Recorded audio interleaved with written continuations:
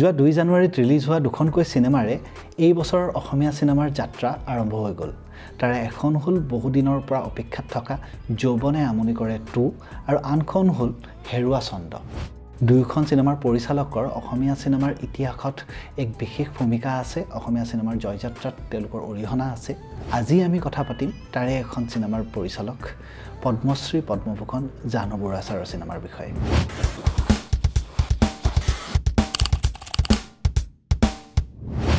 আজি লোকেশ এটলিৰ দৰে ডাইৰেক্টৰৰ সিনেমা ধুমধামেৰে চলি থকাৰ যুগত অসমীয়া সিনেমাৰ ৰসিকৰ কাৰণে জাহ্নু বৰুৱা ছাৰৰ সিনেমাবোৰ আকৌ এবাৰ পঢ়িয়াই চোৱাটো অতি দৰকাৰী।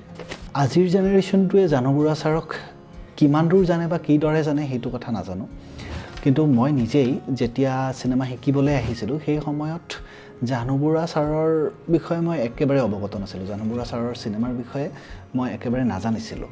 মই যেতিয়া প্ৰথমবাৰৰ বাবে সাগৰলৈ বহুদূৰ সিনেমাখন চাইছিলোঁ তেতিয়া জাহ্নু বৰুৱা ছাৰৰ সিনেমাৰ সৈতে মোৰ পৰিচয় হৈছিলে। সিনেমাখন চোৱাৰ পিছত বুজিছিলোঁ যে অসমতো এই ধৰণৰ সিনেমা বনি আছে। তথাকথিত ধৰণৰ কোনো নায়ক নায়িকা বা কোনো ধৰণৰ চিনবিলাকত বৃহৎ আড়ম্বৰৰ ব্যৱস্থা নোহোৱাকৈ এই সিনেমাখনে মানুহৰ মন চুই যাব পাৰিছিলে। সিনেমাখনৰ বিষয়বস্তু আছিলে মানুহৰ মনৰ ভিতৰৰ আৱেগবোৰ। এই সিনেমাখনৰ কাহিনী আৰম্ভ হয় পোৱাল নামৰ এজন নাৱৰীয়াৰ সৈতে, যিজনে এখন নদীত নাও চলাই জীৱন নিৰ্বাহ কৰি আছে।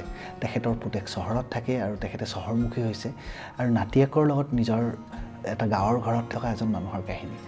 যেতিয়া তেওঁ নাও চলাই জীৱিকা নিৰ্বাহ কৰি থকা নদীখনত এখন নতুনকৈ দলং নিৰ্মাণৰ কাম আৰম্ভ হয়, তেতিয়াৰ পৰা তেখেতৰ সংগ্ৰাম আৰম্ভ হয় আৰু এই সংগ্ৰাম তেখেতক মানসিকভাৱে তেখেতক যথেষ্ট টৰ্চাৰ কৰি গৈ থাকে আৰু একে সময়তে সামাজিকভাৱে তেখেতৰ ভয়বোৰ বাঢ়ি গৈ থাকে। মুঠৰ ওপৰত তেখেতৰ চিনেমাৰ বিষয়বস্তুৱে সদায় মনৰ আৱেগবোৰক ওপৰলৈকে তুলি লৈ আহে আৰু সেই মনৰ আৱেগবোৰেৰে কাহিনী এটা ক'বলৈ চেষ্টা কৰে। পিছলৈকে যেতিয়া ছাৰৰ বাকীবোৰ চিনেমা চালোঁ তেতিয়া বুজিলোঁ যে ছাৰৰ নিৰ্মাণশৈলীতে এই বস্তুটো আছে। তেখেতে এখন সমাজক দেখুৱাই সমাজৰ মাজত এটা চৰিত্ৰ জীয়াই থাকে আৰু এই চৰিত্ৰটোৱে অহৰহ যুঁজি থাকে। তেখেতে দেখুওৱা চিনেমাবোৰত কি হয়, সমাজ এখনক আমি প্ৰগতিবাদৰ নামত যিমান ডাঙৰ কৰি লৈ যাওঁ তাত আমাৰ মনবোৰ সিমান সংকীৰ্ণ হৈ যায়, মনবোৰৰ মাজৰ দূৰত্ববোৰ বাঢ়ি যায় আৰু এই দূৰত্ববোৰৰ ফলতে মানুহ এজনে অহৰহ যুঁজি থাকিবলগীয়া হয়।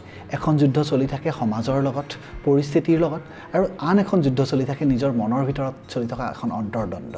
শেষলৈকে গৈ গোটেই যিটো কাহিনী আমাক দেখুৱাই থাকে সেই কাহিনীটোৰ ঊৰ্ধত গৈ কেৰেক্টাৰটোৰ মনৰ ভিতৰৰ যিখন যুদ্ধ বা কেৰেক্টাৰটোৰ মনৰ ভিতৰৰ যিটো উগুল থুগুল অৱস্থা, সেইটো চিনেমাখনৰ মুখ্য বিষয়বস্তু হৈ পৰে। মানুহৰ মনৰ ভিতৰৰ ভাৱধাৰাক কিদৰে স্ক্ৰীণত দেখুৱাব পাৰি আৰু সেইটোক এটা বিষয়বস্তু হিচাপে উপস্থাপন কৰিব পাৰি সেইটো বুজিবৰ কাৰণে ছাৰৰ চিনেমা চোৱাটো অতিকে প্ৰয়োজনীয়। অপৰূপা, হালধীয়া চৰাই বাওধান খাই, কণিকাৰ ৰামধেনু, সাগৰলৈ বহুদূৰ, বান্ধোন, অজেয়, ভগা খিৰিকী আদি চিনেমাৰে তেখেতে অসমীয়া চিনেমাৰ মাত্ৰা যথেষ্টখিনি ওপৰলৈ লৈ গৈছে। তেখেতৰ এই কৰ্মৰাজিৰ বাবে তেখেতে বহুলভাৱে সন্মানিত হৈছে। অসমৰ বাবে প্ৰথমটো স্বৰ্ণকমল বঁটা তেখেতেই লৈ আহিছিলে। তাৰ উপৰিও 12টাকৈ নেশ্যনেল এৱাৰ্ড তেখেতৰ নামত আছে আৰু চিভিলিয়ান অনাৰ্ছৰ অতি উচ্চ সন্মান পদ্মশ্ৰী আৰু পদ্মভূষণেৰেও তেখেতক বিভূষিত কৰা হৈছে। এতিয়া কথাটো হ'ল ছাৰৰ এই চিনেমাসমূহ আমি চাবলৈ পাম ক'ত?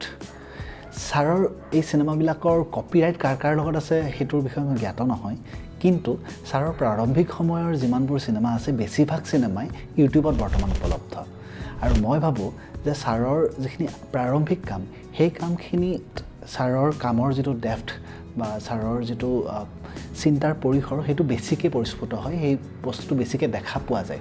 গতিকে সময় সুবিধা থাকোঁতেই ইউটিউবত থকা এই চিনেমাকেইখন চাবলৈ আপোনালোকে নাপাহৰিব। ইভেন এই ভিডিঅ'টোৰ কাৰণে মই যেতিয়া ৰিচাৰ্চ কৰিছিলোঁ তেতিয়া গম পাইছোঁ যে ছাৰৰ প্ৰথমখন চিনেমা অপৰূপা ইউটিউবতে উপলব্ধ আৰু এই ভিডিঅ'টো কৰাৰ আগে আগে মই অপৰূপাখন চাই উঠিছোঁ আৰু সেইখন এতিয়াও মোৰ মন মগজুত কাম কৰি আছে। ছাৰৰ চিনেমা এখন হজম হওঁতে সময় লাগে, ছাৰৰ চিনেমা এখন মনৰ ভিতৰত বহুত দেৰিলৈকে ক্ৰিয়া কৰি থাকে।